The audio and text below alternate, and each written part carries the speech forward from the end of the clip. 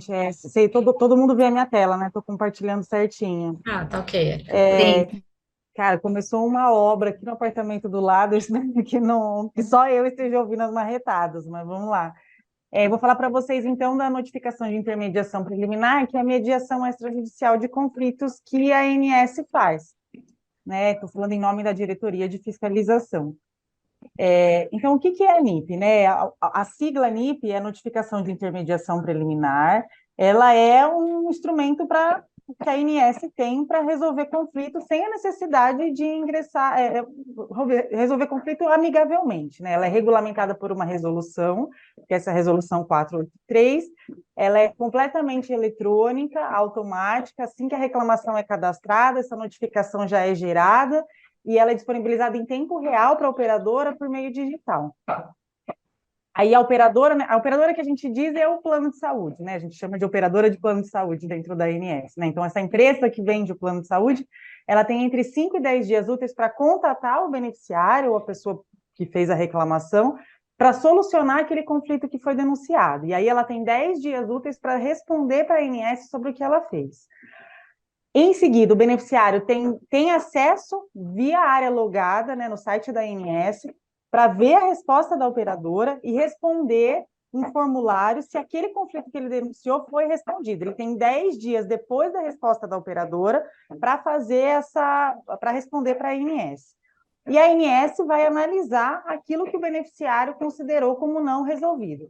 E, eventualmente, né, observadas aí toda a regulamentação do setor de saúde suplementar, a gente pode instaurar o processo administrativo sancionador.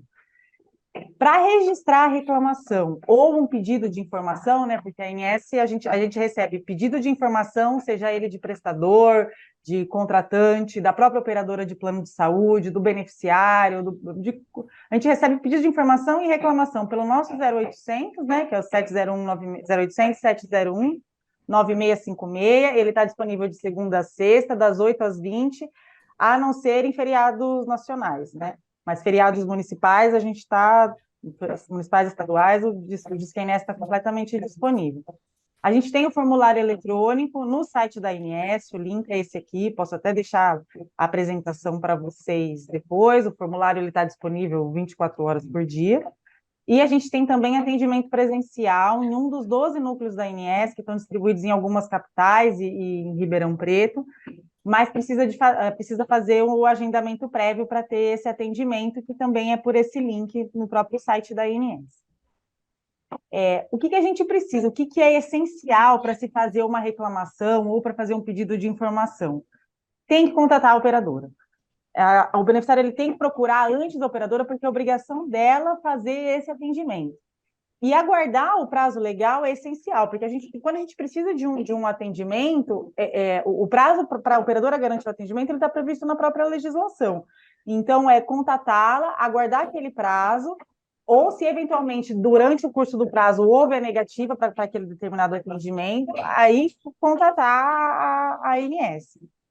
As reclamações, os pedidos de informação, eles podem ser feitos em nome de outra pessoa, mas essa pessoa, o titular, né, dos dados que a gente diz, ele tem que ter aceitado compartilhar os dados com a ANS em respeito à LGPD, e ele tem que ter ciência que essa reclamação está sendo feita no nome dele.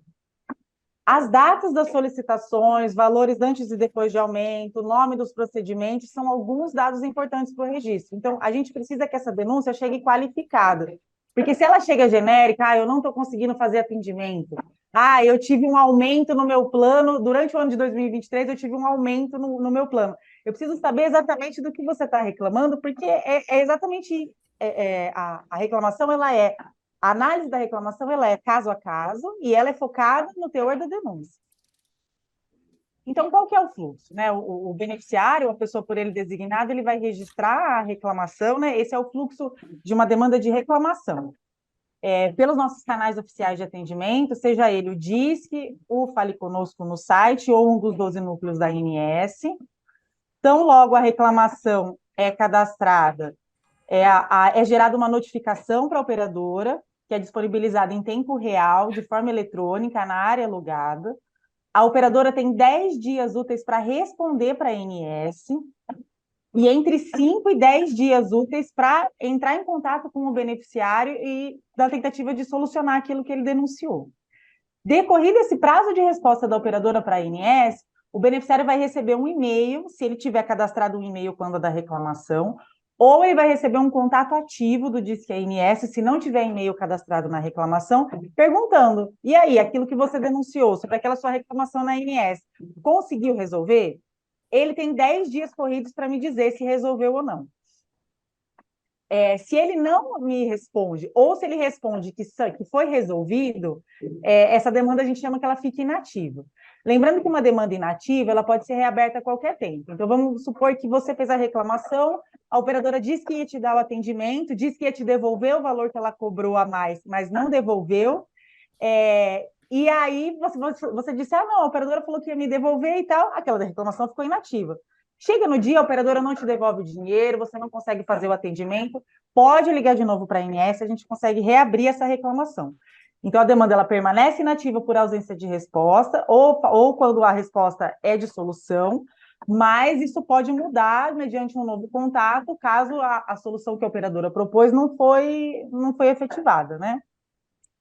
E quando a gente tem uma resposta de que não resolveu, né? Eu continuo na mesma, não recebi contato da operadora, falou que ia negar mesmo, aí essa demanda é encaminhada para análise dos servidores da ANS.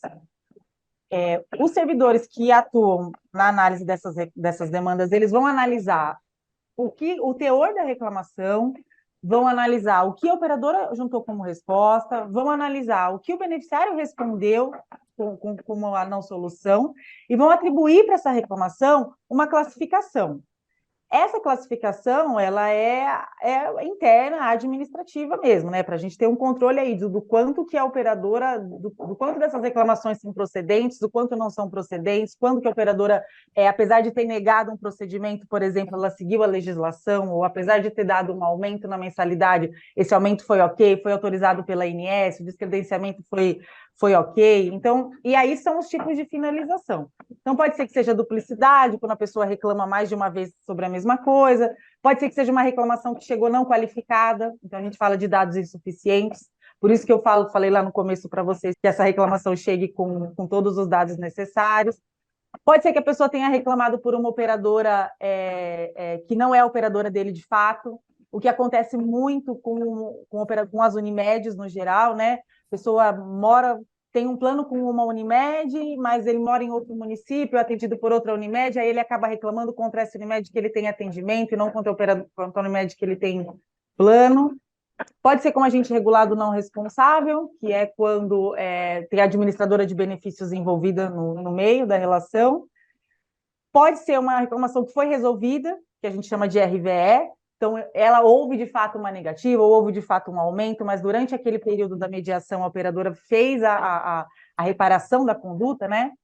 Pode ser que não tenha infração, vamos supor que é uma negativa de cobertura, que o beneficiário não teria direito mesmo ao procedimento, é um procedimento que não está no rol, ou é um aumento que foi de fato autorizado pela ANS, é um descredenciamento que foi autorizado pela ANS, então é uma demanda que não tem infração, ou é uma reclamação que não foi resolvida, e aí ela tem um indício de infração. Essa reclamação, que a gente analisou tudo, e ela foi classificada como não resolvida, ela vai seguir para a abertura de processo administrativo sancionador, que pode gerar multa, advertência, aí tem outros impactos para a operadora. Mostrar um pouco para vocês rapidinho os nossos dados, né? A gente vem recebendo cada vez mais reclamações ao longo do ano, a gente teve até depois da pandemia um aumento bem considerável nesse número de reclamações, e ele vem crescendo, vem num crescente, e as nossas projeções são mesmo de aumento. Isso se deve, basicamente, por fato da ANS estar mais conhecida, a gente está se aproximando mais dos consumidores, mas principalmente porque o número de beneficiários que tem plano de saúde, ele vem crescendo ao longo dos anos, então é natural que haja aí esse aumento. Também depois da pandemia, a gente observou um aumento na procura pelos nossos canais digitais, né? Essa é a distribuição do tipo de atendimento, dos meios de atendimento por ano. Então, o azul é nosso atendimento telefônico, o verde é o site, o vermelhinho é o presencial, e os outros são coisas que a gente chega por carta, muito residual, né? Mas ao longo dos anos a gente está observando assim, uma diminuição pela procura pelo atendimento telefônico e um aumento pela procura pelo atendimento eletrônico, e isso se acentuou muito depois da pandemia. O que a gente mais recebe, né, 2/3 do que a gente recebe são problemas relacionados à cobertura, né, são problemas que têm a ver com atendimento. Uma parte aí é sobre contrato, em contrato e regulamento a gente coloca, tem várias coisas, né, aposentados e demitidos, portabilidade, contratação e adesão, tem suspensão de atendimento, mas o grosso do que a gente recebe é a cobertura, seguido por esses problemas contratuais, e aí quase nem 5% sobre aumento de mensalidade.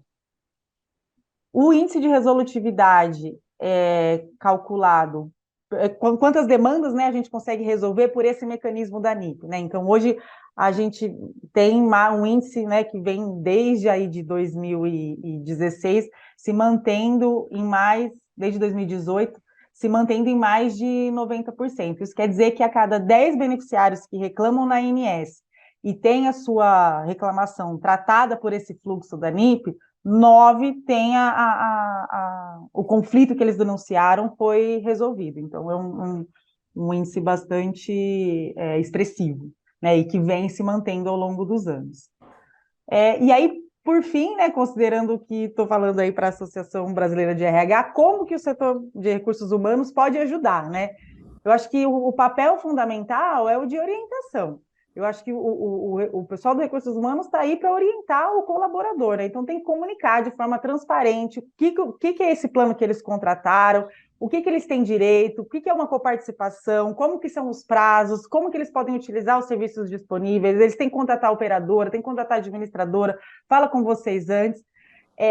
Eu acho que, na dúvida, procurar a ANS pelos nossos canais oficiais de atendimento, e aí a gente está disponível pelo 0800, está disponível pelo Fale Conosco, para fazer reclamação, mas para prestar informação também.